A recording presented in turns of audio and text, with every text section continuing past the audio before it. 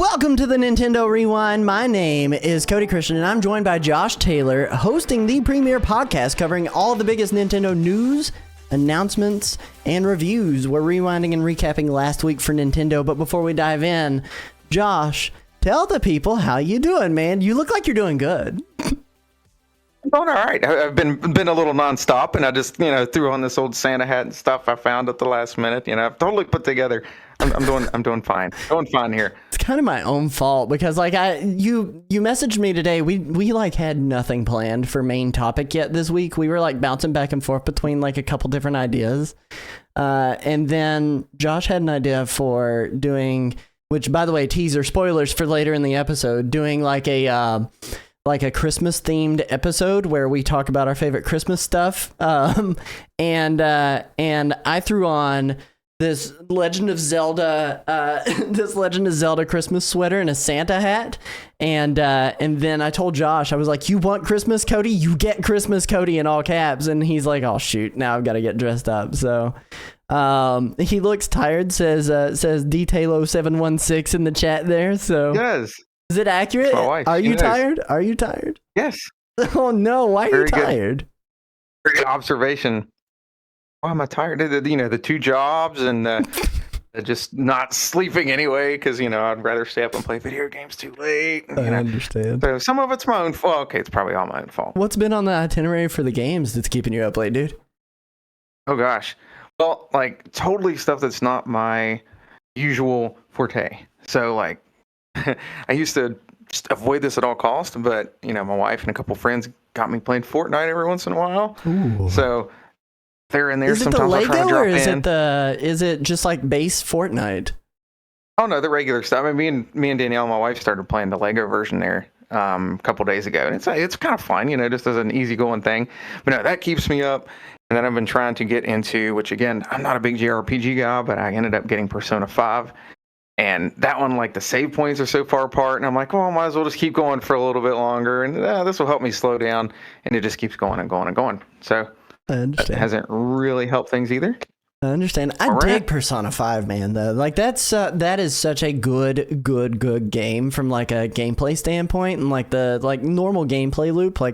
I like the relationship building, but I really, really dig the battle concepts of fusing my personas and trying to get something stronger. I don't know. I don't feel quite smart enough for part of it, but that exact all the little fine details. But I like it. I've keep it on an easier difficulty just to sort of experience it, not get frustrated. And I know how I am with that kind of stuff. I understand. It's been a long time since I played it. I bought the back when they released the Royal version, I have the collector's edition for the Royal version for PlayStation 4, but I played on my PS5. It's just a good game. It's a good game. I'm glad you're enjoying it. It was on sale for $25 or something like that. On a couple weeks ago Switch is when I got it. Yeah. I think it was at Best Buy because I maybe. wanted to have it on the go, and I ended up not picking it up on Switch because I looked and it was $59, and I was like, yeah, I'm gonna not because I already own it. Oh man, that's cool. Yeah.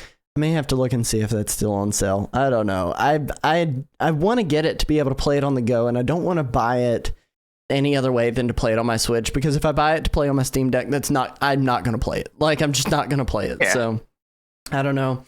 How was your week, dude? Has it been crazy busy, or has it been, I know 2 jobs. Yes. Crazy busy, but what have you done this week? Anything fun? Anything for you? I mean, man, anything for me? Well, not exactly. Not a whole lot going on there. I will say there was something good here a little bit ago. I did get a call. Long story short, I can't really talk too much into the details. But basically, long I did story see it all you want. Don't worry about the short. Well, I'm trying to be careful on what I can talk about, what I can't. But I got to see the first real proof of my book, and over a video call. It was really cool to actually see that. Not literally hold it just yet, but I'm really close to it. Something super physical.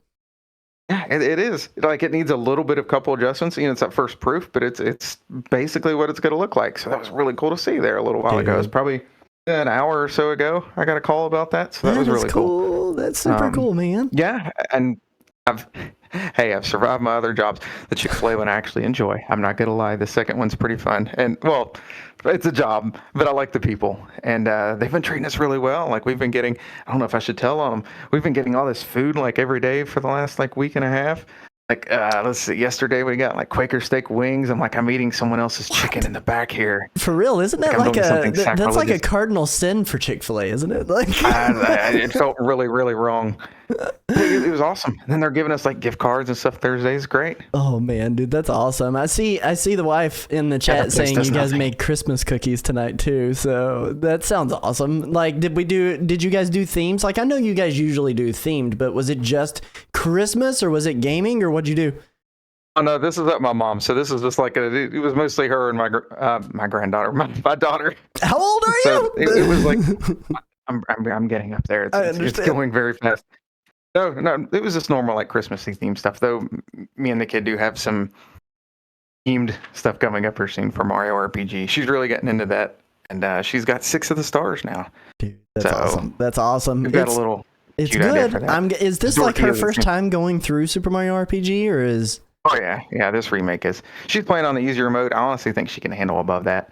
I just put her there at first because I've already went through it in the past and the new version of myself, 100% and all that jazz. But I was like, well, we'll start her easy. You know, she's really ended up just kind of going through it and liking it. So It's awesome. It's awesome. that's what gets her through it.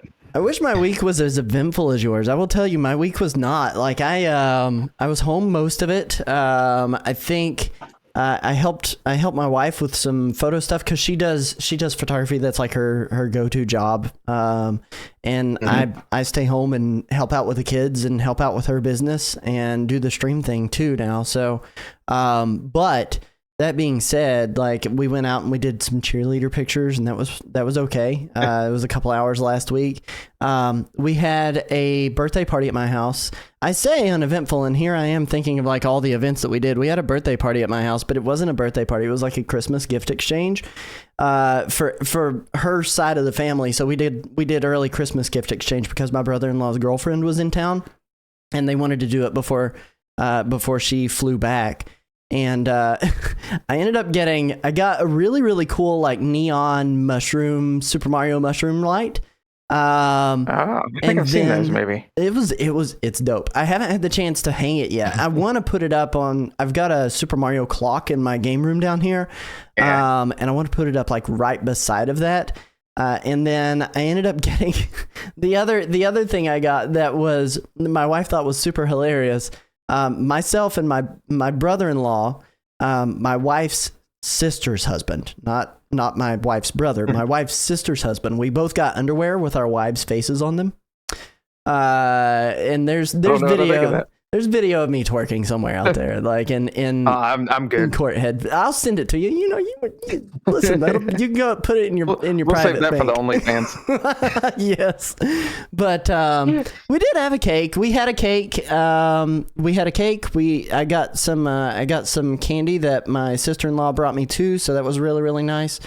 But beyond that, it's been like kind of slow-paced stuff here at the house. I want to say slow-paced, but my wife is buried in work right now, so it's just been me and the kids opening Lego Advent Calendar stuff, and that's pretty much it. So all in all, it's been a good week. It's just been, and I've had stuff to do, but it's just been kind of slower paced than like I'm normally used to it being. So, but it's been good. It's been good. I don't know, man. That being said, we have a special announcement. To reveal to you guys. If you guys aren't following us over on, if I can type this into the chat, the live chat here, over on the actual Nintendo Rewind channel, because I do want to move things over to there. Josh and I both do. We want to kind of give this show its own identity. Please go over there, give that a quick follow. We're at 31 followers right now. But we do have a giveaway that we are going to be doing, and I'm going to show you guys the details of that right now.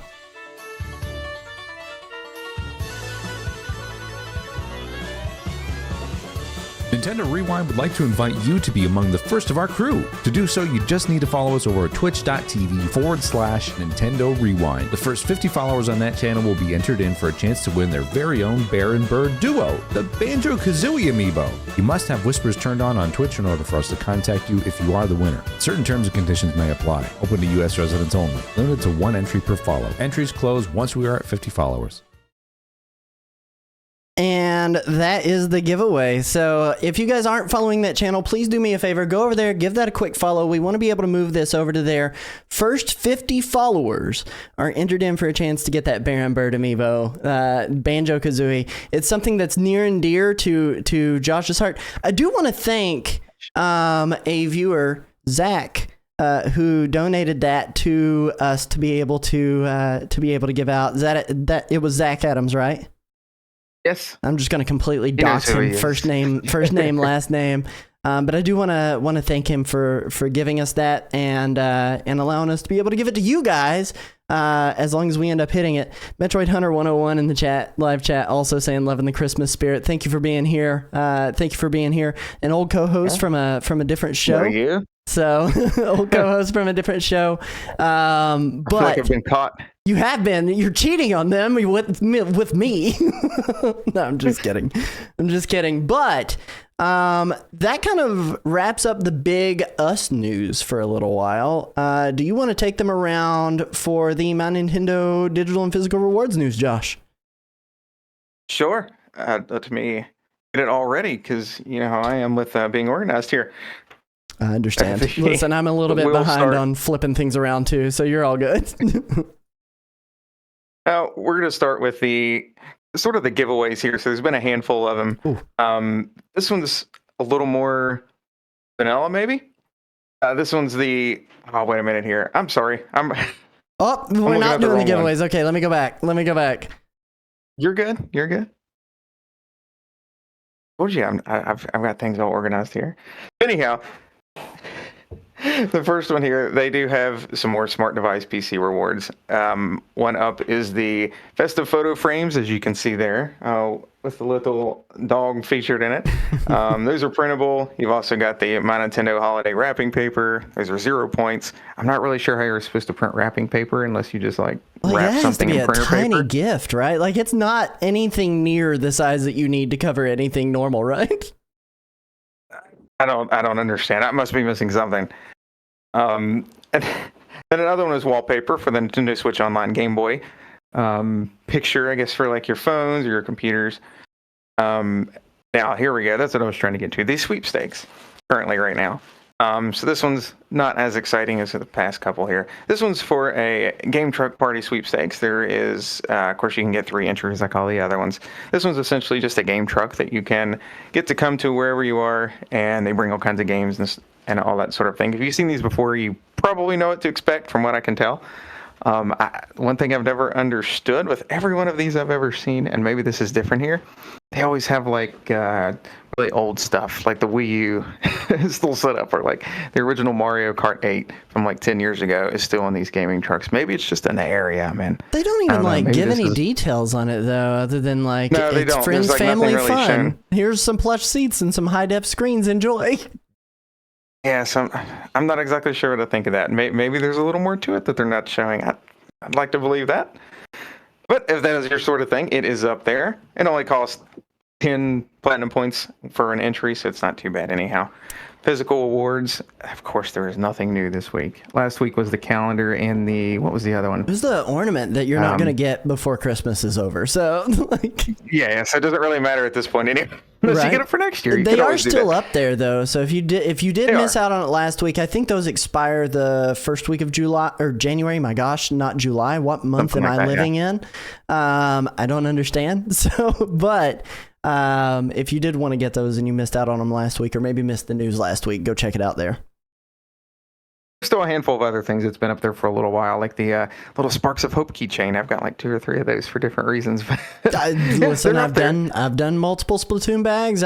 When they had the 8 game case that was on there, I think I did Oh yeah, yeah. like 4 separate orders for those because you can't like get more than one per order, which is a little frustrating, but they got to make their money somehow, you know? $8 shipping. Yeah. Well, then it was like $5. It wasn't that bad, but it's went up this last year. So, which shipping in general kind of went up in all over. So I get it. If you do it right, you can make it worth it. Yeah. But yeah, no, I understand getting doubles. Getting doubles.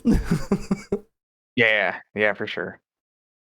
Now, outside of that, really, the only other things on there is the digital rewards for Pokemon Scarlet and Violet icons. It is the Wave 2 of those. I believe it is based around the new DLC. Mm-hmm. So those have been up for a little bit, and they're there until the 21st. And today is what, the 19th? Yep, it is. Get that late 19th. In the week, dude. We always miss that. So this is your chance. If you want it, get it now. Yeah, and of course the Christmas ones are still up there. Those are all pretty nice. I like those ones. I forget when those go out. Those are out pretty soon as well. So if you want to grab those, you might want to get them. Mm-hmm. And you can use them another year. So well, I guess if the icons are still a thing in a year, we might have switched to or something. Who knows? Fingers crossed. We may need to talk about what's on our wish list on an episode later. So well, we'll get to that eventually here for sure. Interesting topic.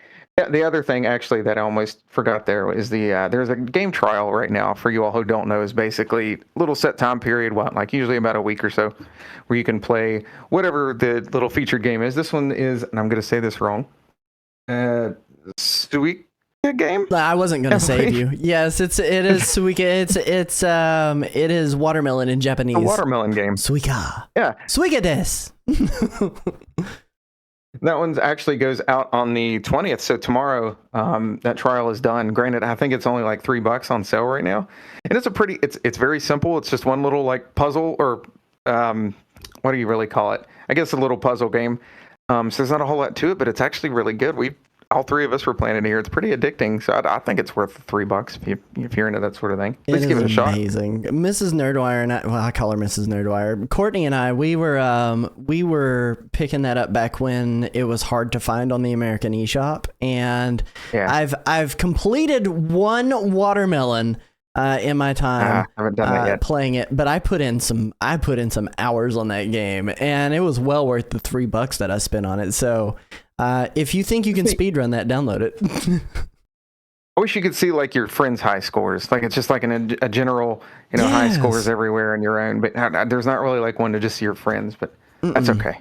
Still a pretty good little game for what it's worth. I can't really complain on that one. It is. This is kind of a little bit of what it looks like, and they do have like a scoreboard on there, but it's not like it's your score and your monthly ranking where you're at. Yeah. But it's interesting. Mrs. Nerdwire in the live chat says, I've been very close to 2 watermelons at the same time, which, by the way, if you make the watermelons kiss, I'm going to spoil it. What happens is they disappear entirely. So they don't evolve into another fruit. They just go away. But it's like a dropper style game. I mean, you can kind of see in this screenshot here, it's like a dropper style game where you're dropping fruit, and if you match 2 fruit, they evolve into the next fruit. So like 2 strawberries make a grape, and 2 grapes make a tangerine, or whatever this fruit is. 2 tangerines make an orange. So I mean, it's cool. I do really like Suika game. It's really simple really concept, good. but it works really well. I think it plays better than it even looks. Really, I don't think the screenshot does it a whole lot of justice. I would agree. The music's so good. It's catchy. It gets stuck in my head too. Yeah. So. Yeah. Now, I don't know how you want to pull this up. I sent you some of mine. I know you have your own there, but oh yeah, another event that is going on, sort of special, that they usually do around this time of the year. They send it out in an email and all that sort of thing. You should have your 2023 year in review for Nintendo Switch, in particular this year. So if you haven't looked that up, there's plenty of places to find it. I believe Cody is pulling his information up here right now. Yeah. See some of the stuff he's been into. It tells you like your most played games in the past year, how many total hours you have. So he's got Mario Kart up here. Yeah, I had Mario Kart was my first game of the year, which I think I did. I think the reason being is I think I did a game night with everybody on New Year's Eve going into New Year's Day on stream, but I can't quite remember if that's what I did. It does give you your total games, like Josh mentioned. I had 51 total games this year. I think you beat me, even though you said you didn't have time to play. I think you played more games than I did. I did, and that's because I have a very short attention span, and I just kind of click through all of them, and then I jump onto something else. Like, no, I want to play something else. No, I want to play something else. So it makes that number look really inflated. Your hours are more than mine, so I'm kind of happy for that. But here's the thing. You have to subtract about 670 hours of Minecraft because I share my account with my youngest. So, like, if I go on to this next one, 692, my apologies, not 670. 692 hours of Minecraft needs to be subtracted because if I play this, I don't play Minecraft on Switch. It's on PC, baby. So those are your most played games right now, actually. Minecraft, Zelda, and Mario Kart. Gosh, Zelda, I did 125 hours in. Why is this going like this? And Mario Kart, there was 74 hours on that too. So like it was really good. It was really good. I had a good time with it. Action makes sense. That's my number one here. Simulation, 30%, but that's probably because of Minecraft. Adventure, 11%. Role playing, 5%. Classic games, 4%. So I did quite a bit of NSO, but it paled in comparison to my youngest 690 hours of Minecraft. So Minecraft really took over, didn't it? Oh yeah, it did. My most played month was in August, and that was actually me, I believe. And they kind of give you a little bit more monthly playtime breakdown. 126 hours, 160 hours, 91. Again, you got to take this with a grain of salt because I share my account with my son. It seems to be a little off anyway from what I've seen, maybe. Yeah. Not exact, but it seems to be pretty close. Now, I did get my most played game was Nintendo 64 online in March with 30 hours in 64. And then you can kind of see my rundown. I did 56 hours in May of Tears of the Kingdom and 68 hours in June of Tears of the Kingdom, and then it was Minecraft for the rest of the year. So it's just a little bit broken. I'm a little disappointed. I think I said this one was my favorite, and it was really good. It says nice pick on there. I think that's cool. It gives you like a social thing that you can share, and then you can download your stats and share those online. Although I really don't want to share any of this because it's so wrong. Really love Minecraft, don't you? Oh yeah. It's Minecraft is my favorite video game of all time, 1000%. But it's cool. I really like it. Shows off my platinum points there at the end, and then tells us what's coming up too. So it's a good ad. Mario vs. Donkey Kong, Princess Peach Showtime, and Luigi's Mansion 2 HD are like the next big things for Nintendo. Like good stuff. So I'm excited for it. But that being said, that's the year in review. I would be curious, Josh. You need to share it over in the Facebook group. Let the people know what your playtimes and everything are. It might already be stuck over there. I don't know. I was trying to hide some of it from my wife. It's pretty bad. I understand. No shade. I'm not gonna judge. I will say the top three here for me was Tears of the Kingdom at 171 hours. The second one is an odd one. Is the Game Boy Advance app with 95 hours. What did you end up playing on there? I remember. I think everything. Just all of it? I'm not kidding. It launched this year, didn't it? I believe so. Maybe near the beginning, or was it last? I think it was last year. Makes sense. I thought it might be. I mean, at this point, everything launched this year, so like it's very difficult to like really separate it. I feel like that's wrong, but the third one was Mario and Rabbids Sparks of Hope. Again, this year, for the second year in a row, is on this list for 68 hours. Granted, a lot of that was the DLC. I think, was it all three DLCs this year? I think all three DLCs was this year. I think they did start this year, so I'm with you. Yeah. That makes sense. You know how I am with that game. That one's a little special. So yeah. If you don't already know, there's reasons. Metroid Hunter 101 asks, did we play his game of the year, Sea of Stars, yet? And I think we talked about this last episode. It was like my honorable mention. It was my indie of the year. Like I really loved Sea of Stars, and I wish it would have shown up on here. And if my son hadn't played so much Minecraft, it probably would have, because I sunk like 47 hours into that game. I think I did everything I could. I love that game. That game is so good. That game's so good, and I'm not gonna rave about it anymore. Good. I talked a lot about it last week. Josh, you need to play it. So that being said, I know eventually I've got to. I'm in this. I'm not used to these huge JRPG things. So this Persona's really got me a little overwhelmed right now. I'm like 20 some hours in, and I'm like, this feels like the beginning. You like Super Mario RPG though well enough, and that battle system is very similar, and the writing is also funny. So It is. There's a lot of it. It's actually better than I thought it was going to be completely honest. I don't necessarily get with. I don't want that to sound wrong, but I don't necessarily click with all the anime tropes and stuff usually, so to speak.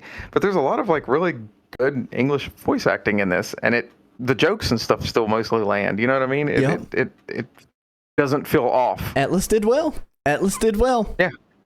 Oh man.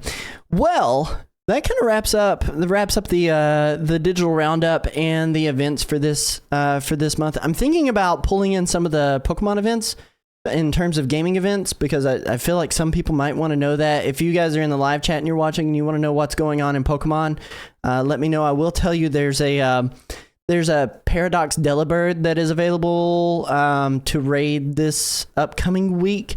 It's the next 7-star raid, so keep your eyes peeled for that, because I don't know when that starts exactly, and I haven't kept up with my Pokemon quite the way that I should. So I think we'll probably pull that into the events. So that being said, though, I do want to dive into our main topic for tonight's show, which is some of our favorite Christmas video game levels, games, characters, music, and more. It's going to be a good time. Variety. There is a lot of stuff that we have that we've compiled that we're ready to share with you guys, and I'm hoping it triggers some of your all's nostalgia as we kind of dive into this deeply, because there is a lot of good memories there. That when Josh brought the idea up to me, I was like, I can't remember anything. So then I went to YouTube and just started typing in stuff, and I was like, wait, no, I remember that, and I love that, and we really wanted to share some of our stuff with you to give you guys some of that old Christmas in the feels for Nintendo. So that being said, I'm going to share mine, which is going to be, whoops, wrong screen. Darn it, I'm just getting everything off kilter here. I'm going to share my very first one, which is Super Mario Odyssey's Snow Kingdom. And I'll tell you guys why. Like, the Snow Kingdom, it's one of my favorite areas in that game, and really kind of signifies it really kind of signifies and exemplifies Christmas in a lot of ways, especially when you get like lower down into the levels where you get into where it's cozy, which is Shiveria Town, and you have all these like cute little bear creatures that are nestled up in their Eskimo suits. But the music in here too is just absolutely adorable. You can kind of probably hear it a little bit on stream. I've got some of the audio going into here, but it's got such a cute little vibe here and makes me feel all Christmassy cozy. And it's one of the few times that I think, when I think about an ice level in a Mario game, I don't immediately want to throw my Switch out the window, because every other ice level I've played in a Mario game has made me hate it for the most part. I don't know. Do you have any memories with Odyssey and the Snow Kingdom here? Oh, I definitely do. Like I completed this one. This is one of those few games I haven't gone back to yet. I keep waiting for like just the right time. You know, it's a really big game, especially to get to complete the whole thing. But no, this world in particular was pretty. I felt like it was one of the smaller ones, but I really like the race that you get to do. I cannot think of what the big round ball guys are called. I actually really like that part of it. That was a nice little. It kind of reminded me of the Goron races in Majora's Mask. Where That's it's still fair. snowing up on the. I totally see that. It was a lot like that. It felt a little different, but it reminded me a whole lot of that. But no, I really like it. I like anytime they add new like creatures like that. You know, these. I wish I could think of what they're called, but I like how they made it feel lived in. Absolutely. It was a cute time. It was a really, really good time. I love the way that they built this city, and just kind of, when you get in from the cold, it filled my heart with warmth. I really, really liked this When one. Mario's standing there like shivering out in the snow and stuff. Yes, and then they added leave the him standing Santa there. costume in here, and that was even better. Yeah. Like, you see the Goombas with their Santa hats on too. I feel like we're kind of like mimicking those right now, but I really, really like the aesthetic that they went with this area. And like I said, I mean, it's one of the few ice kingdoms that I'm like, I don't hate for Mario. Yeah. That being said, you've got one you want to share, and what is it, and how do you feel about it? Oh, so the first one up here, I am going to go with a world, and that is Freeze Easy Peak from Banjo-Kazooie. which we just talked about a little while ago. Of course, anytime there's going to be a list like this, a heads up, I'm probably going to bring at least one rare game from either Super Nintendo or N64.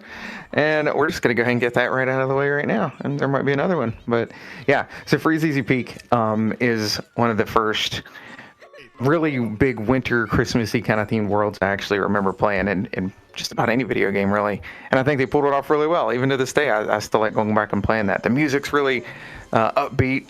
The big snowman in the middle, the big Christmas tree, and all the little monsters and stuff that try to eat the lights, and all of those gifts that you have to collect for Bogey and his kids. And I don't know how well you remember all that, but there's a lot of different aspects to it that all really sort of tie together. So it's wintry, but it's got a very heavy Christmassy vibe to it as well.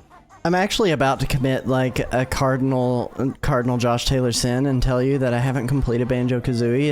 It is on my list of stuff to complete this year, and I just haven't made it through it all because I get distracted with the collectathon stuff for it.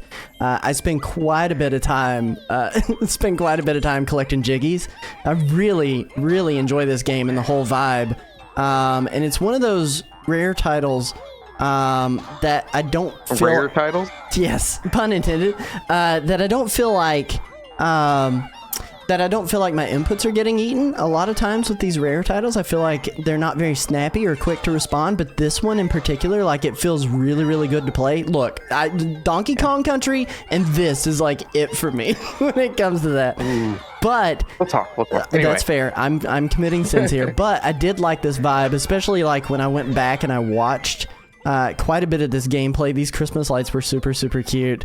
There was quite a lot here for them to explore, and I like the cabins. Everything's just like, it's very N64, but at the same time, just like it is. It's Christmassy. It's Christmas to me, so I'm with you.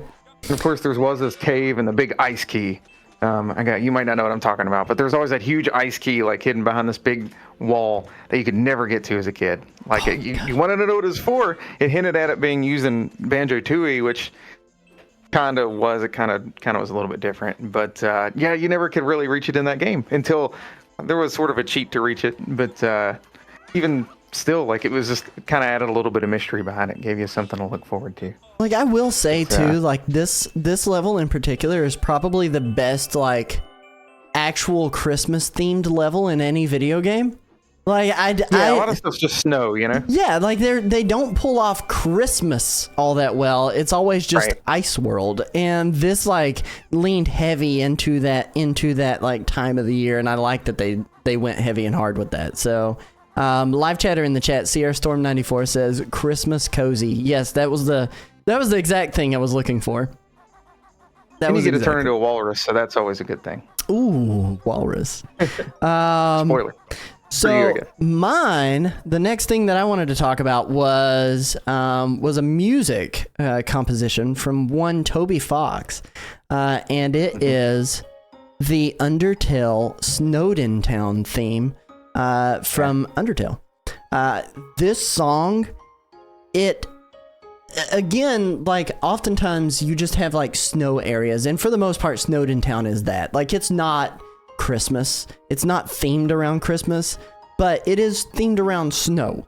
And one thing that a lot of times Ice World music doesn't do is give me that Christmas vibe. They try to steer so far away from that time of the year to just be generic snowland. But this song in particular, Snowden Town, which all of the songs in that game are a riff off pretty much the same exact song, except for like when you get to Megalovania and all that. Like the overworld themes are all pretty close together in terms of how they're composed.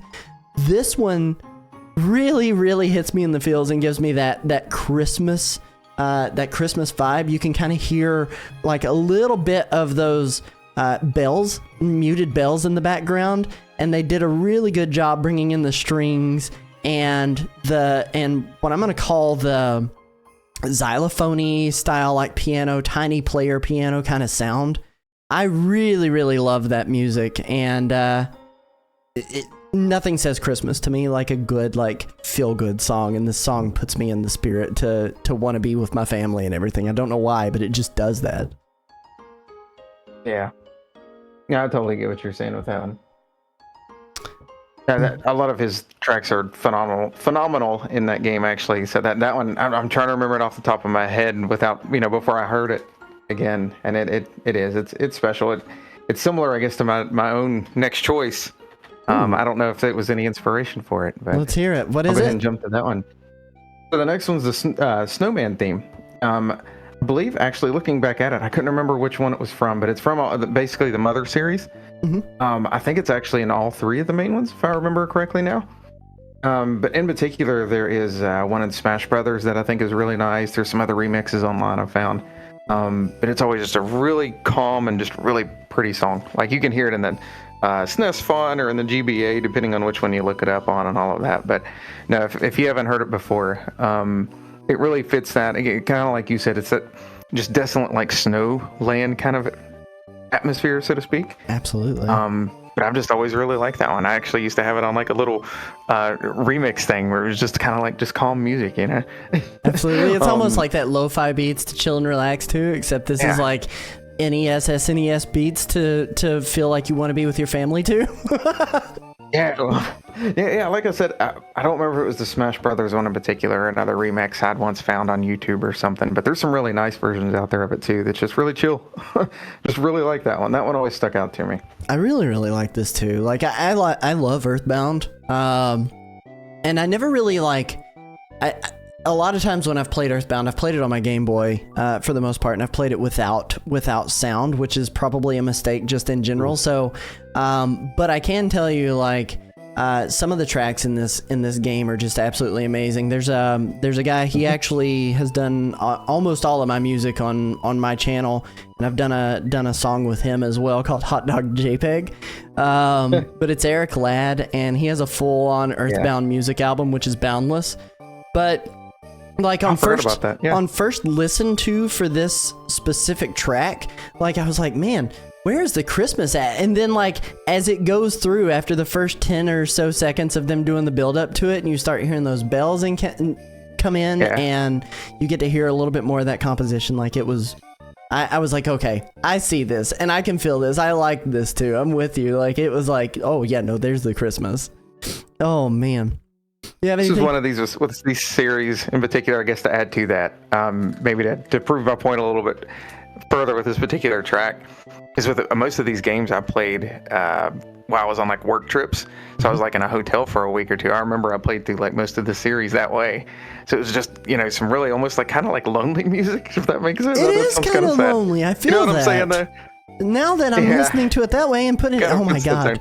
It's the worst. Now I'm sad. Now I'm just sad. I mean that in a negative way. Oh man. Speaking of being sad though, there is a game that I wanted to talk about that kind of encapsulated Christmas and wintertime for me, and that game was Celeste. Celeste is one of those games, and the reason it makes my list is, I mean, you're spending your entire time climbing a mountain and being in this snowy area and having the elements challenge you, but the music in here is just amazing.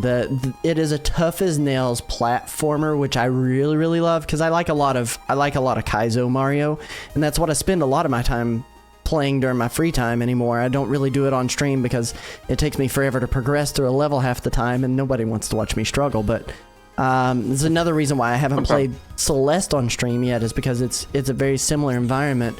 But one of the things that I will say about Celeste is that it has a really, really, really good storyline, and talks a lot about some troubles that I've dealt with too, from an anxiety standpoint, imposter syndrome standpoint, feeling like you're not good enough kind of standpoint, and around wintertime, a lot of times too, around wintertime, you start to get some of those feels, and I don't know how you feel about those wintertime blues, especially post Christmas. But when I picked up this game, like it kind of, because I picked it up around that time, around Christmas time, it kind of really signified for me that, like, oh yeah, no, this game is something that is special just from a good story standpoint. So I heavily recommend it. I don't know. Have you had the chance to play this one, or is it anything you'd want to play? I have. I actually did play through it. It's been whatever year it came out, probably like right after it won. I think it won Game of the Year, didn't it? Let me actually check here. I can tell you this launch trailer. This wasn't a launch trailer. This was a teaser trailer. This was 6 years ago. So I mean, I would say it was pretty close to the opening. Whenever of it came out on Switch. Yeah, I mean, I really enjoyed my time with it. I haven't gone back. I think in my head, like I guess you already said it too. I've dealt with my own like mental health issues, depression, things like that. Still do. There were certain parts of it that I don't feel like it clicked with me the way I was hoping by the end of it. It's like I don't know if the message didn't quite connect the way it was meant to. But no, I mean, outside of that, it was a really good game. I like how they handled the challenge, but it wasn't annoying about it. Mm-hmm. Like how some old school games can be, where it's like you get 2 lives. No offense, Mega Man fans, but you get 2 lives, you get thrown into a 10-minute level, and you can get all the way to the end and then die, and now you have to do all that all over again, hoping you don't die earlier, and it just keeps dragging it on and on and on. I will say it is one of those games that is pretty gratuitous with its checkpoints, which is nice. Yeah, I like that. I like a lot of things about it. I probably actually should go back to it, maybe give it another go. It never was like at the top of my indies list necessarily, but again, maybe it was just sort of the timing thing for myself. But I totally see where you're coming from with that and the feeling it gives. Absolutely. You've got one picked out for the next one though. What is it? Yeah, so actually the next, I'll just do one, but the next 2 are almost related. So this one's completely different than my first 2 though. It is the Mario Kart 8 Deluxe, part of the booster pack actually, the Merry Mountain track. So I don't feel like a lot of people talk about this one, but actually this is one of my favorite ones I feel like for the booster pack.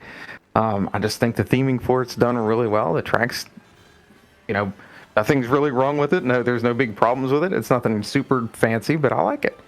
When start out. When you recommended this topic, instantly my wife was like, you need to do Merry Mountain.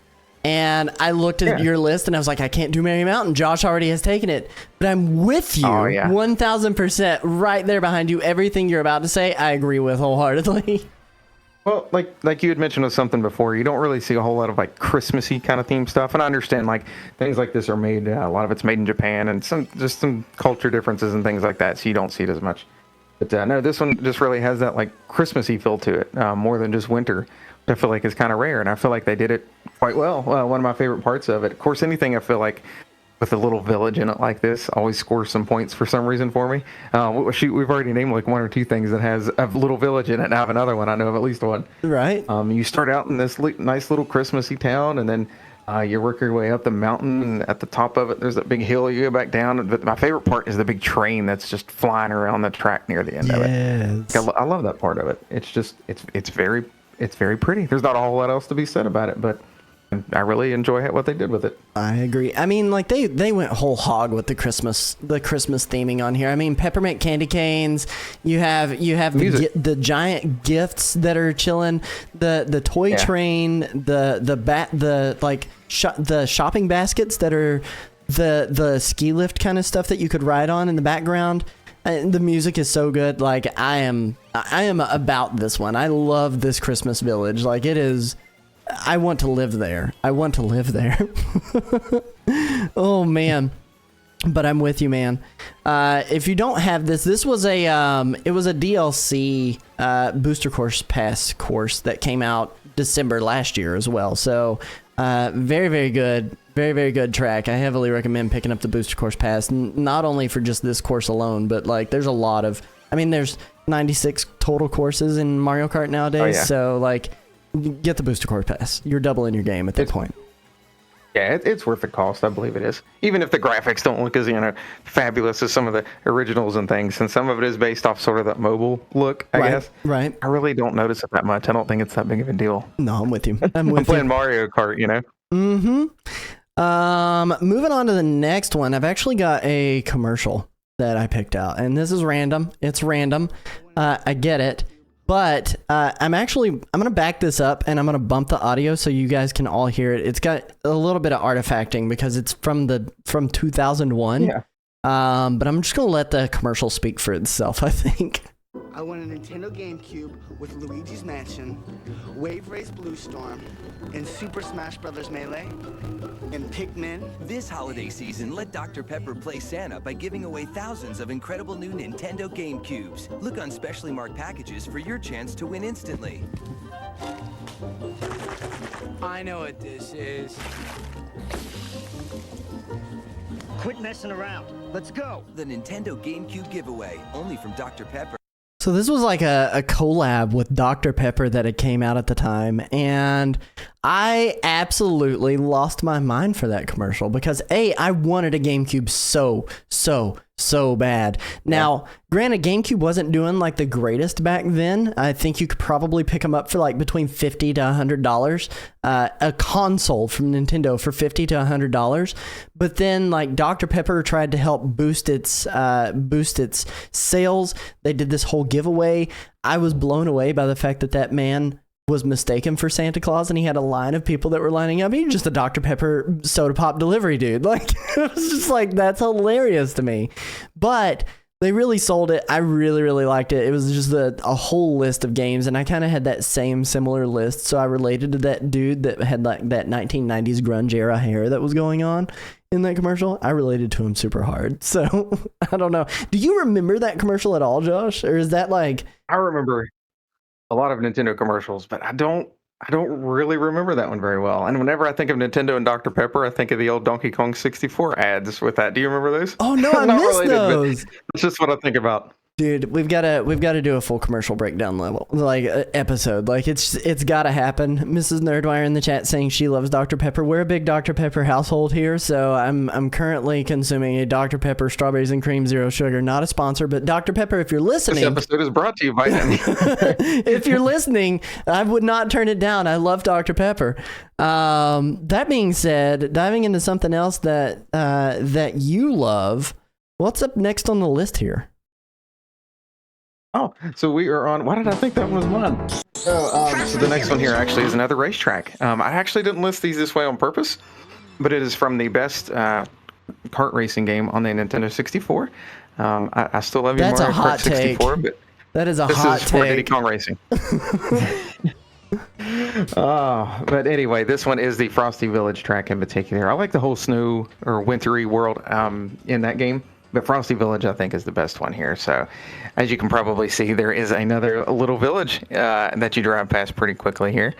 But it takes you through that. It takes you through this nice little icy cave, and then through these like dark, snowy woods, and by this old icy waterfall and things.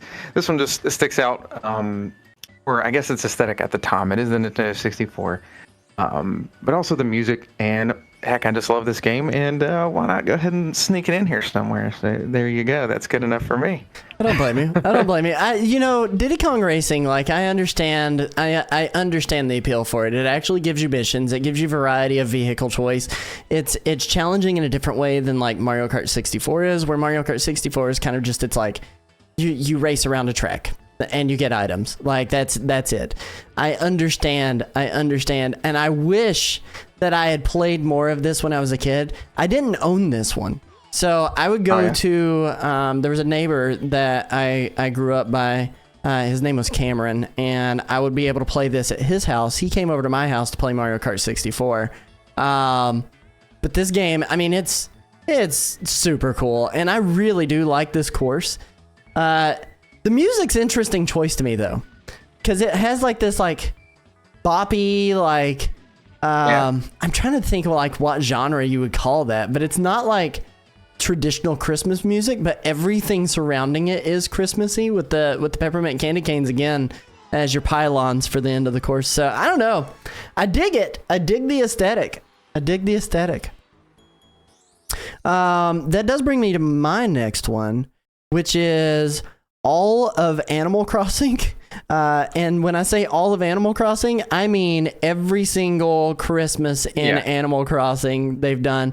Shout out to the best NPC for Christmas stuff, Jingle. He is my favorite Christmas character in all of video gaming. He's the only one I can really think of, though, that's like exclusively Christmas. But I've had some pretty darn good memories of Animal Crossing growing up and playing those games and getting my gift from Jingle and just being over the moon about it and having just a good time with the aesthetic. Like, especially because like when it gets wintertime in Animal Crossing, like it already looks beautiful. It already looks beautiful because the snow starts hitting, everything's good. But on Toy Day, which is what they call Christmas in Animal Crossing, they actually go all out and put the Christmas lights in the trees and have a festival, and it's so charming. And I mean, every iteration of it has been good, all the way down to freaking Wild World and New Leaf and even the most recent New Horizons. And I don't know how much of a Animal Crossing guy you are, but have you played much Animal Crossing during Christmas time? Oh yeah, I've played them all.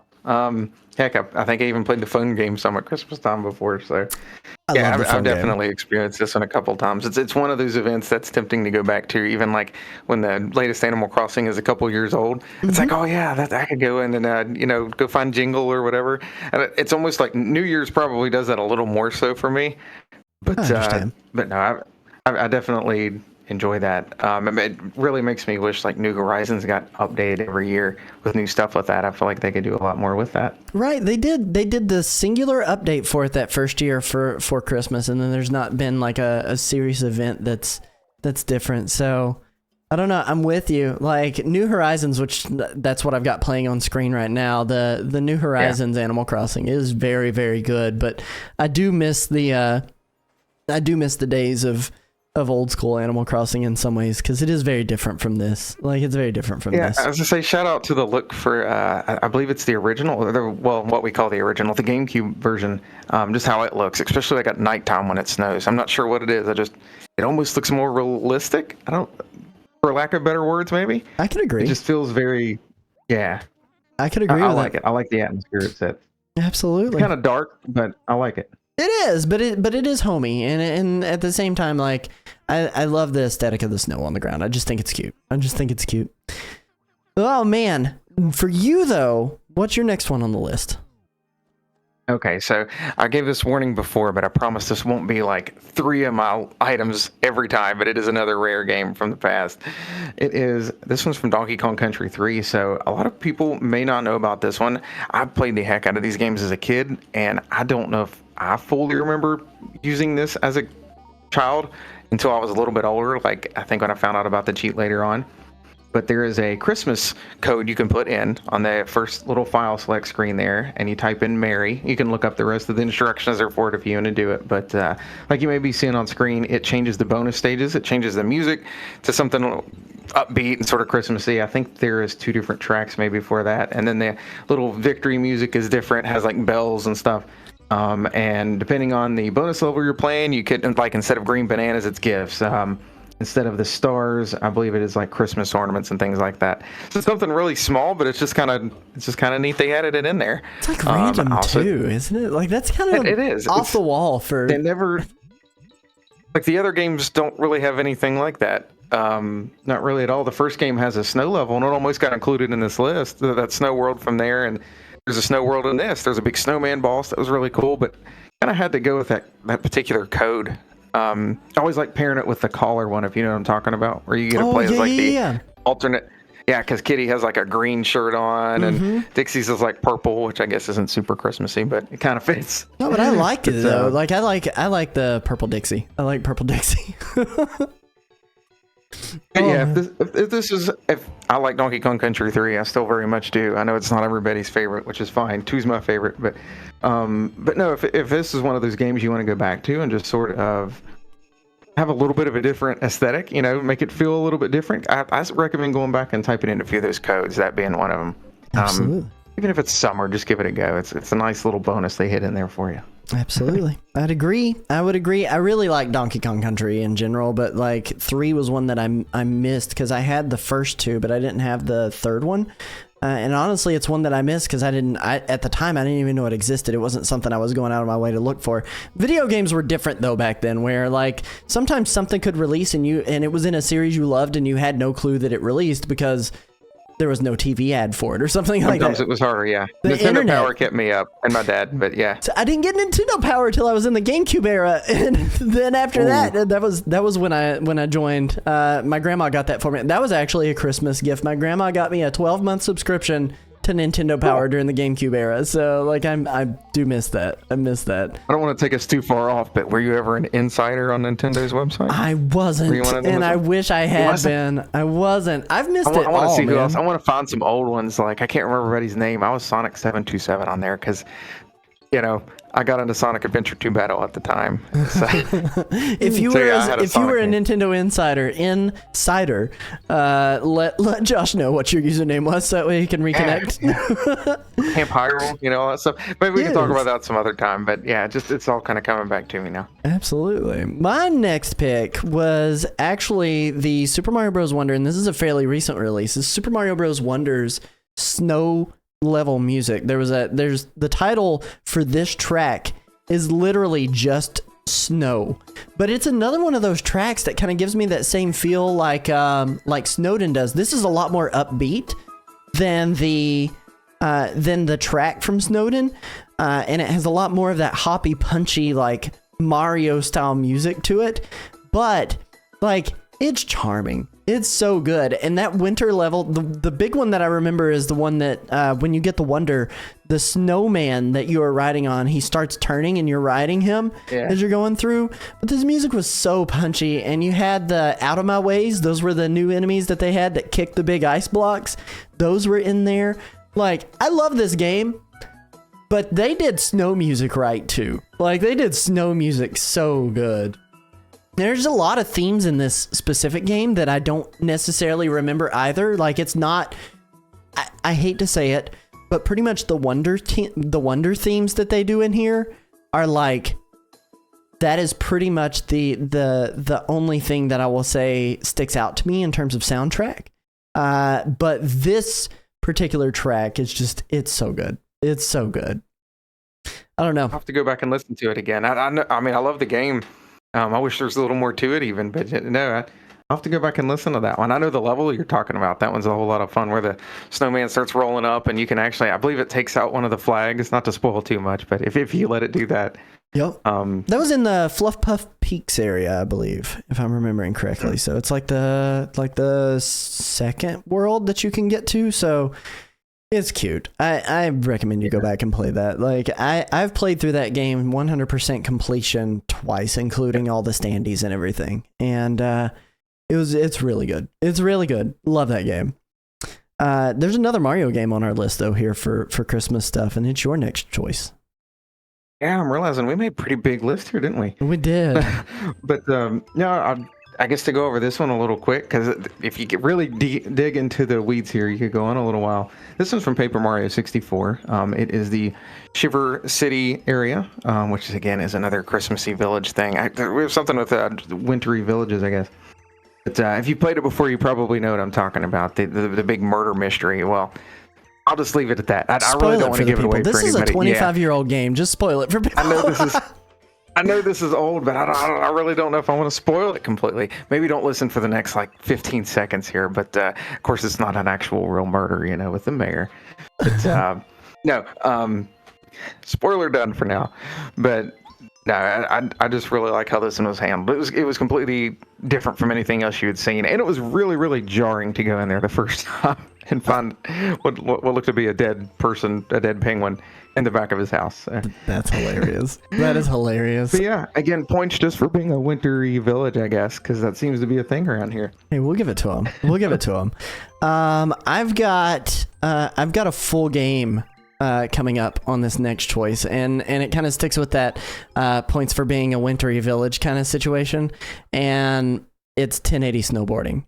This game literally just came out on the N64 NSO app, and if you haven't played it, it is a good time. It's a good time. Now I will tell you, soundtrack is nothing like Christmas. It is just heart pumping, just like pounding rock music playing in the background. It is everything that the X Games wanted to be. You've got these hardcore names like Dion and Rob Haywood, and just like those are your characters. But I give this game so many points. This was a Christmas gift. It was the next year after I got Mario Kart 64 for Christmas. I got this for Christmas also. And my dad and I played. This was on our rotation. We did Mario Kart 64. We did Super Smash Bros. We did 1080 snowboarding, and we did Super. I said Super Smash Bros. Already. What was the other game that we had on Vigilante 8, which really love. It's like Twisted Metal, but a little less freaky as far as that goes. But 1080 snowboarding, one of my favorite games of all time, just gets points for snow. So, do you have any memories of 1080? Did you enjoy 1080 if you do? So I feel like I may have read this or something at our Blockbuster or Hollywood Video. I know maybe 2 people know what I'm talking about with that place. But I don't particularly remember playing this in a whole lot. I had Twisted Edge, and I don't even think I put a whole lot of time into that. I'm glad it's on NSO. I haven't had the time since it's come out really to get into it, but I really do want to sit down and actually, dig into it a little bit. Even if it's not usually my style of game necessarily, I think I could have some fun with this. I've enjoyed some like Tony Hawk and things like that. I could see this being something different at least. See, that's the thing is like I don't understand why I got this because I wasn't like into any kind of extreme sports. I didn't start skateboarding until I was an adult, and even now like I just don't go out and even try it right now because I don't want to fall and hurt myself. But that being said, like this game, like it's one of those things that I question why I got it, but I'm very thankful that I did because it was so much fun. Especially the 2-player mode, playing it with my dad. So like I heavily recommend it. We're kind of in that same era though. This all N64 themed for these last couple. You want to talk about your next pick? Yeah, this one's kind of off the wall. So I guess speaking of games that sort of came from Blockbuster, or in my case, Hollywood Video, locally. Clay Fighter 63 and a third. I remember renting it, and it just sort of being a stupid sense of humor thing that my dad and I sort of shared. And I'm never even been a big fighting game guy outside of Smash Brothers. I've gotten a little more into it now. But this one we kind of came to appreciate just because of the stupid humor in it more than anything. But Sumo Santa in particular, which required like a cheat code, if I remember correctly, at least that's the way I always got him to unlock, was absolutely ridiculous, and to the point where I'm questioning how much I should quote him on here. But please look him up. As you can see already, he looks ridiculous by himself, but the quotes really make the whole thing. It's so funny. These are the same people that did this Conker's Bad Fur Day era kind of stuff, isn't it? Like Clay Fighter 63 it's not quite a third. Yeah, it's not quite that raunchy, I guess. This one's like rated teen, but there's a lot of innuendos, I guess, in there. This is a very valuable game, though. I will be honest. Like, this is a very expensive game to buy nowadays. There's another version of this that's like director's cut, and that one's the really valuable version of it. I don't have the director's cut one, unfortunately, but and that one was just a Blockbuster exclusive. Now, I did rent that version once. I remember renting it. I kind of wish I would have stolen it. I mean, I wouldn't say that. Bad. I returned it. Bad. Oh, man. No, I get that. Like, I missed this one. This is not one that I played at all whenever I was growing up. But, like, I love the aesthetic. It's really underwhelming on stream here because, like, you're not getting the CRT or the brightness of the screen. But, like... Right. From an aesthetic standpoint, if you were to play this on an old school CRT, I can totally see like this game would probably blow you away with its graphics because like every single sprite and frame of this looks like it's been actually claymation animated before they even put it into the game. So like it's cool. But when you sent this to me, I went, Sumo Santa. What the heck? That's hilarious. Seriously, just YouTube some of his fights or something. Listen to some of his quotes. It's pretty good.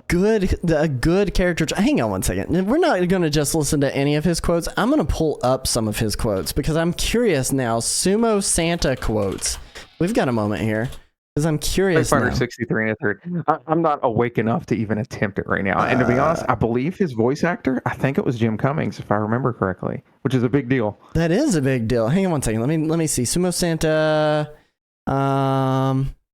doesn't say who was his voice actor. Sculptor's Cut was the name of the version that you were talking about too. Yeah, Sculptor's Cut. Yeah, that's the blockbuster exclusive one that's worth a crap ton of money. How to unlock him? You hold the L button, press B, C left, C up, C right, C down, A at the character selection screen. So that was the only way to get him unlocked too, was the cheat code. But some of the quotes here, these are on the standard version. Jingle this all the way. I'm adding you to the naughty list. Blubber bump. Flabalanche, which is that is a pun for the ages. And then in the sculptor's cut, stop right now, think of the children. You'll never be able to stop me from making my toys. Maybe now I can get back to making my toys, and the children of the world will thank me when I win. There's some other ones in there that's a little more crazy, but yeah. That's hilarious. It's ridiculous. Good. It's good. Let me see. Jim Cummings, I'm going to type him in, Jim Cummings, which for those who don't know, Jim Cummings does... everything. Yeah, he's a big Disney guy as far as that goes. Winnie the Pooh is like probably the guy that you remember him the best from. Yeah. But yeah, it was he voiced Hoongan and Sumo Santa in that game. Okay, yeah. So that's hilarious. Makes that's it even better. Fun fact. That's a very, very good fun fact. I wish I'd played that one. I need to just go and emulate it. It'd be really good. Bad Mr. Frosty is a snowman in that game as well, so shout out to Bad Mr. Frosty. He almost made it. Sumo Santa was just even worse. It was great. Danielle asks in the chat, is this the Bunny Bash game? Is it the Bunny Bash game? Yes. So it was the Bunny Bash game. Well, yeah. You kind of had to be there. It was me and Zach, and the game we kept doing the same combo over and over again, and all you heard was Bunny Bash, Bunny Bash, Bunny Bash over and over and over again. I got one last thing. They talk a lot in this game. And this is N64 era still yet. And I'm just going to I'm again going to let the commercial speak for itself. This is one that I remember pretty hardcore. Again, N64 era. Let me give it some volume here before I turn it on. Jingle bells, Santa smells, Christmas really stunk. I got nothing that I like, my gifts were all just junk. Boxes full of clothes, CDs no one knows. When I wanted something for my Nintendo 64, Zelda's great, Turok 2, South Park would be fine. How about Rogue Squadron? That game should be mine. Make up for a lame Christmas. Get the hits you missed on N64. Mom and Dad, I'm so sad. That's so funny. It's hilarious. I really like that they went out of their way to actually like rewrite Jingle Bells and put it into a commercial for Nintendo, which back in the day, those Nintendo 64 commercials, like that era of commercial for Nintendo was just bonkers marketing. Oh yeah. Like lose my mind. I don't understand what they're doing here, but like I loved Nintendo's commercials back then, and that one stuck with me because I remember seeing Rogue Squadron. I really wanted Rogue Squadron. Yeah. Turok, I only got to play at a friend's house also. It was another game that I wanted, but all these games were just not Mario, and Mario was like the main thing that I ended up getting for Christmases most of the time because like back then you get one game a year most of the time, sometimes two for your birthday, depends. My birthday's in December, so I ended up getting screwed up in general, but Mrs. Nerdwire in the live chat says look up those actors and see where they are now. I have no clue who those actors are, but that song is just so good. Oh, God. But I cannot get over the fact that they rhymed 4 with 64 because you're pretty much saying the same word. This is Kanye level writing at this point. So like say something on those actors though. Paul Rudd, I believe, was in like a Game Boy commercial in the early '90s. So these guys could be something. They did a pretty good darn job with picking up a lot of the like celebrity cameos to bring them in. I really liked what they did with a lot of the celebrity cameos in current era marketing. So I don't know. Back in the day, I am interested to see where they are. Like, we looked up the Hot Coffee guy from Wendy's. I don't know if you know that song or are familiar with it. Or Hot Drinks, not Hot Coffee. My apologies. Hot Drinks. I'll send it to you after stream. Like, it's hilarious. It's a good song. But that I'm thinking of the kids from the Got Milk commercial with Mario 64. That's another good one. You know what I'm talking about? I wanted that so bad. I wanted that to be what Mario looked like. It was not what Mario looked like by any means, but I wanted it to be, and it was so good. I'm with you. But no, that kind of wraps up some of our best like Christmas memories from Nintendo, some of the best things that you could possibly experience if you're wanting to get into that Yuletide season and experience Nintendo the way that it should be around Christmas time. So, Josh, do you have anything extra to add? Not much else to that. I mean, you could really pull from 100 different directions, I felt like, with that. Maybe with just a snowy, icy theme. Like we said before, the Christmas focus is a little hit and miss. Like, there's not a whole lot of that, but there is some good stuff out there. Shoot, if it was me, I would recommend just starting up Donkey Kong Country 3. Turn on the little Merry code, just adds a little special flair to it. Yes, I mean you that's on the NSO app as well on Super Nintendo too. So if you really want to get into it for low cost, no cost, go check it out. I will say I had 2 honorable mentions that are not Nintendo, and I'm gonna commit a cardinal sin of Nintendo Rewind and talk about something that's not Nintendo. But I mean, I've already ruined things. So. All I Wumpa for Christmas. Yeah. But I wanted to mention Spider-Man Miles Morales, which is a actual Christmas game. It's set right around Christmas time. They exchange Christmas gifts in that game. It's so good. And then Batman Arkham Origins, which is a Christmas game, which you played on the Wii U. I did not play that one on the Wii U, but that one is actually set on Christmas. Go check those out. If you really want to get into the Yuletide spirit of beating up bad guys, go check out both those games and be a superhero during Christmas. So those are my honorable mentions. Quick shout out to all the little wintry Sonic levels. There's quite a few of those. I wouldn't know where to begin. I don't really know what the best one would be. Music's good too. Music's good in Sonic. All of it is good. That's kind of a hallmark of Sonic. So I really recommend it. We've got just a little bit of extra news here for the people. So, Josh, do you want to take it away? Yeah. So, after all that here, there is evidence of multiplayer available in Mario 64, which, if you've heard of the development story of that game before, there was planned multiplayer at one point. There's never really been footage of it, though, until, from what we're seeing here, from footage from, I believe it was an event I don't remember which one exactly here, but basically way back in the day before the game came out. So you have to look really hard sort of in the background there on the TV, but there does seem to be a bit of multiplayer going on. This screen here is the one that you can see, where it does look like Luigi's in the foreground and Mario's kind of in the background here. So there's quite a bit of different footage, and I'm with you. Like, I don't know what event this was from, but quite a bit of different footage from that just kind of showcased some of that multiplayer stuff. It was really cool. Yeah, so it's a really weird time for that to just randomly show up out of nowhere. Like, it's 2023 at this point.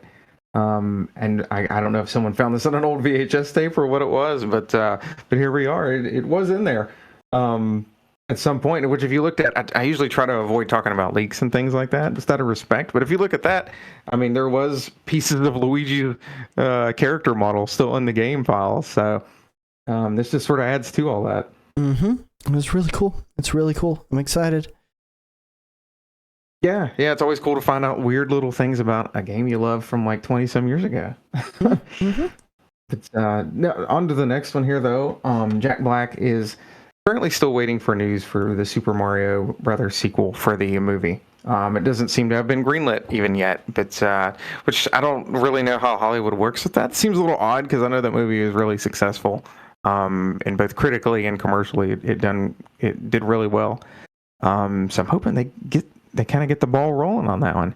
To add to that, and you mentioned it before, I think he's also, I don't know how serious he is about this, but he also wants it to be a musical. Not really my thing. I hope that's not the case. But yeah, I'd rather not. But I mean, to be fair, the original song the original song in the Peaches song is pretty good. It's ridiculous, but I think it works a banger. just fine. It should have won Song of the Year. If there is a Song of the Year awards, that should have gotten Song of the Year for sure. Like, I really loved it. Yeah, I think his whole thinking is full musical, like what Todd Phillips is doing with Joker 2, supposedly. Like, from what we understand with Joaquin Phoenix and Lady Gaga making it a full on musical. I'm kind of with you. Like, I don't necessarily want that. I don't need that. I doubt it will be. Like, I'm fine with Chris Pratt Being Mario now, I don't need him to sing the entire time. Like, I'm good. A little odd, yeah. Oh man, but I'm with you. Yeah, if there's one thing about the music in the movie, I mean, the original scores and things like that were really, really good. And the Peaches song was good. We don't really need all the licensed tracks, thank you. Let's just stick to the Mario stuff or come up with new things. It's a little different. Another little rant. Absolutely. Well, on to the next one here. This one's pretty interesting to me with being a big Zelda fan. As Al Numa shuts down the possibility of a Zelda maker. So essentially he was talking to, I believe it was Polygon here, about the possibility of that happening. In particular, sort of like a dungeon maker, something similar to Mario Maker. But he definitely does not seem interested in doing that. I believe from what I read previously, he mentioned he feels like for lack of better terms, or not exactly the way he would have said it, but basically some of that itch was scratched with Tears of the Kingdom, with the way the different puzzles and things like that were handled, where you could craft all this stuff together. I guess he thinks that was a replacement for it. I have a lot of respect for him. Close. I don't know if that was a bit of a it's not close at all. I feel like maybe that was not a mistranslation, but it just didn't translate quite perfectly over, because that does not seem like a comparison to me. What little bit was in Link's Awakening, if you remember that in that remake, it actually had a little dungeon maker thing built into it, and I thought it was nice. You know, you got to use pieces from other dungeons and things. I feel like they really could just give us a little more to that, really. And I think you could make something cool out of it. Just make it the dungeons, keep it top down. I think that keeps things a lot more simple. No, he does not seem interested in that at all. Like, he just sort of shoved the idea to the side, to be honest. Like, my biggest problem with Aonuma right now is he's had these two really, really big claims this past week, because he's been talking to a lot of video game outlets. And I'm fine with that. I want to hear more from the director of freaking Zelda for the last 2 decades. You know, I want to hear what he has to think and what he has to say, but it's this statement, and then there was another one where he talked about he doesn't think he'll take a step back to a more linear style Zelda, essentially saying, like, why would you want to play a linear Zelda when we've given you the ability to explore and go places? And that's not the point of this story. The point of this story is, you know, he doesn't think people want to build things from scratch and force them to be creative. When I buy a game, I don't feel like I'm forced to do anything. I chose to buy that game. I want to do that thing. Right.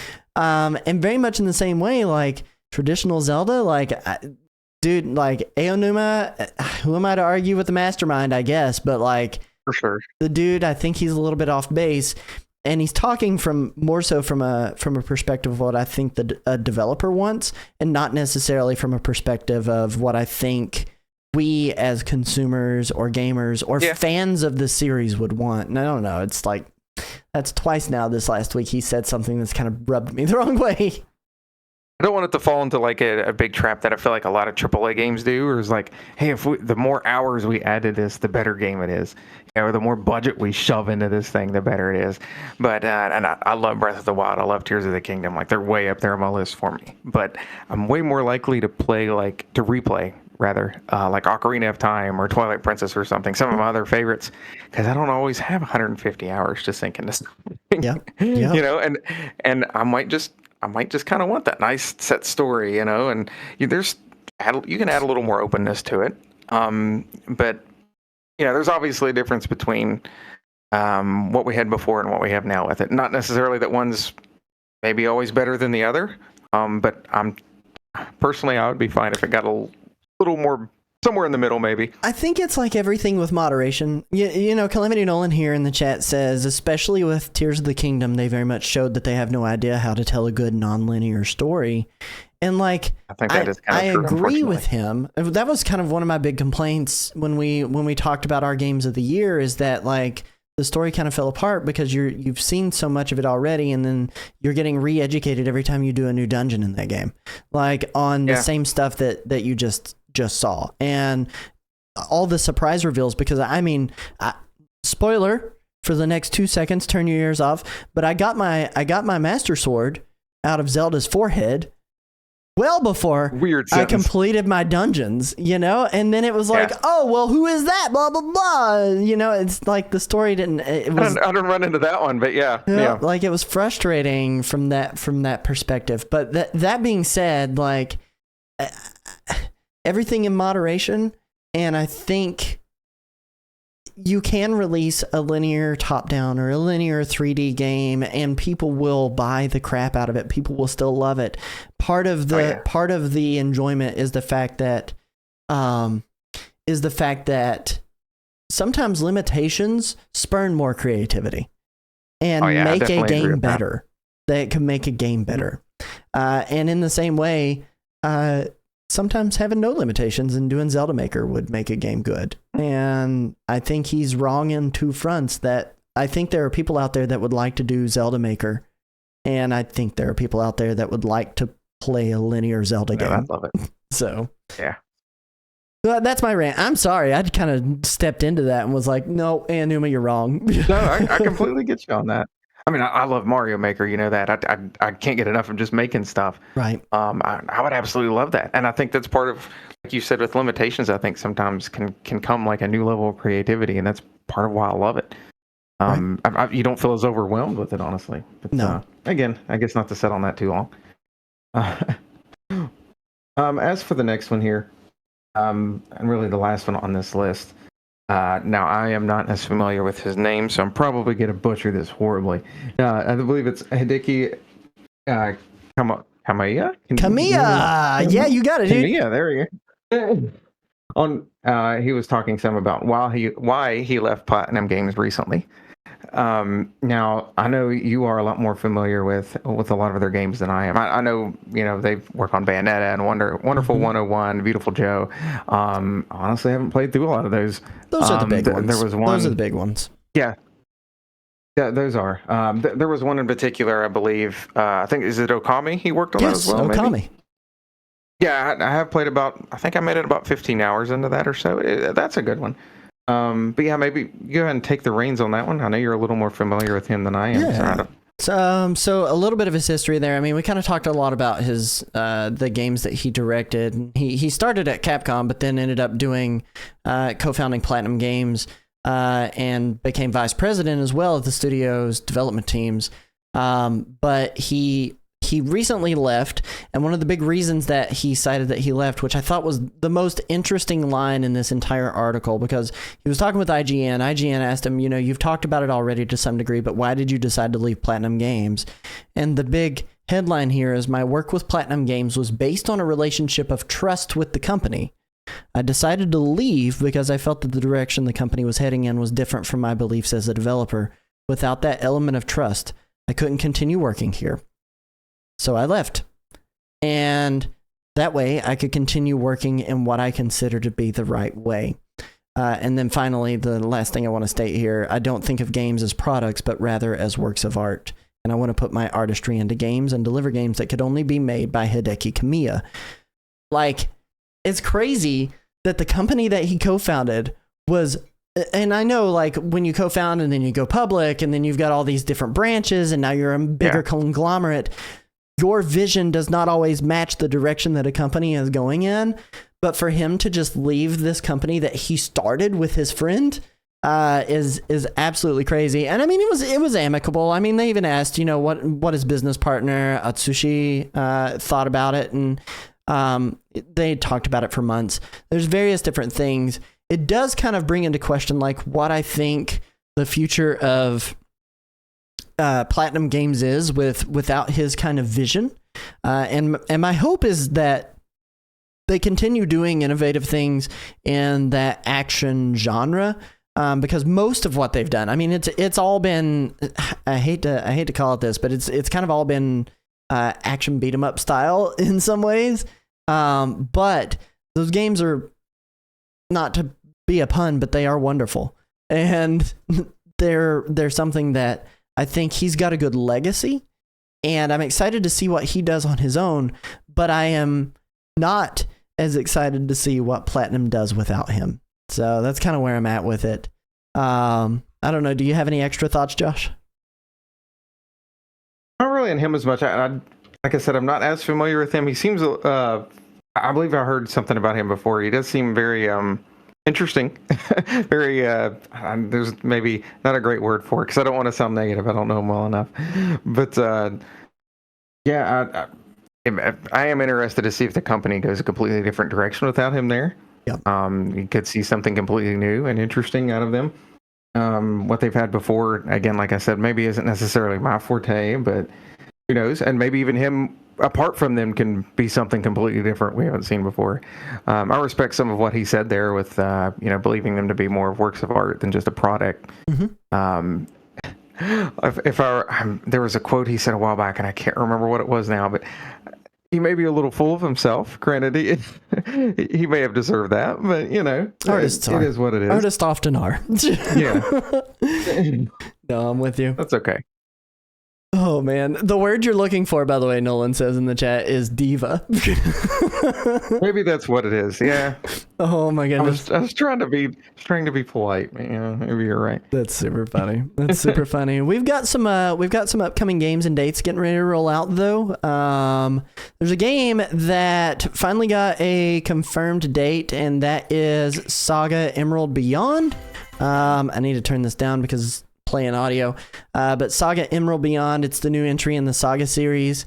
I'm excited for it. There's some character trailers. I haven't played a whole lot of Saga back in the day, and I haven't kept up with it in recent times, but it looks like a good action RPG as far as that goes, with some JRPG elements.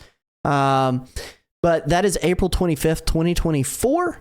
The next thing that is on this list is and these are games that are going to release this week. As a matter of fact, tomorrow, December 20th, or today if you're watching it on the YouTubes, Rava and the Phantom Library. This game launches for $9.99 on the Nintendo eShop.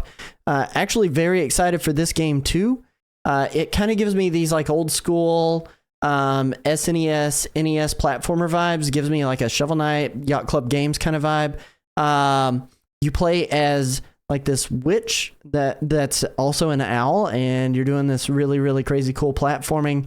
I'm actually pretty excited for this game, and I didn't know anything about it till I was researching for this video and this episode, and this game really struck a chord for me. But that is out tomorrow.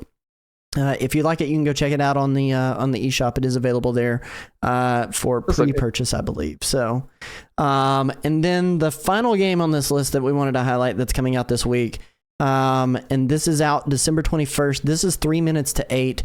It had this really cool another world or out of this world, depending on what platform you were playing, kind of vibe, cyberpunky in the future. But it's like this adventure where you are supposed to die at 3 minutes to 8. You get the information of when you were supposed to die. And it's got these time travel mechanics on it. It seems like it has multiple endings, and no playthrough is really ever going to be the same either, but it had this really cool, very interesting visual style. It is available for pre-purchase right now on the Nintendo eShop for $11.99. But whenever it's out officially, it will be $14.99, so you can get a little bit of a discount on there. But those were the big titles that were set for this week. Josh, do you have anything extra that you want to say? No, I think that about covers it. We went over quite a bit with that one. Kind of went from unsure what we were going to talk about with Christmas, and I feel like you could just kind of keep going and going with it. Oh yeah. I think we covered it quite well. I think that'll wrap up the episode. Wrap up like a Christmas gift. Anyway, of the Nintendo Rewind. So Cody, where can they find you?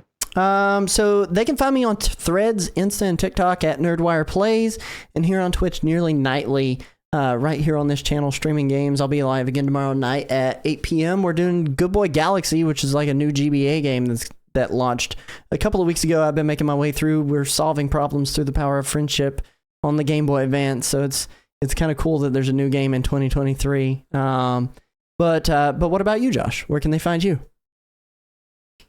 Of course, you can find me on Twitter, X, whatever you want to call it. It's still Twitter, at Whopper744Games.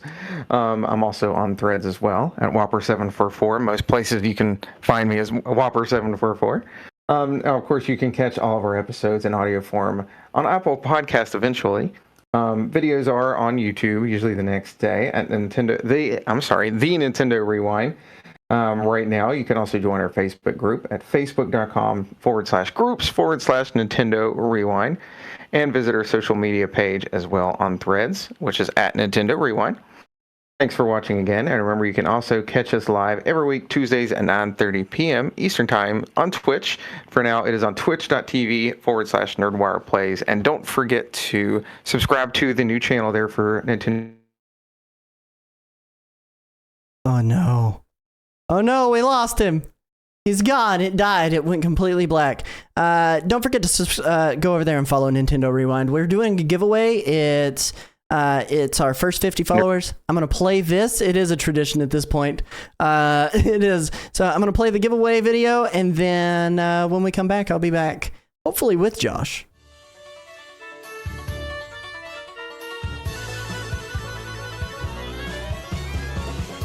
Nintendo Rewind would like to invite you to be among the first of our crew. To do so, you just need to follow us over at twitch.tv/Nintendo Rewind. The first 50 followers on that channel will be entered in for a chance to win their very own Bear and Bird duo, the Banjo-Kazooie amiibo. You must have whispers turned on Twitch in order for us to contact you if you are the winner. Certain terms and conditions may apply. Open to U.S. residents only. Limited to 1 entry per follow. Entries close once we are at 50 followers.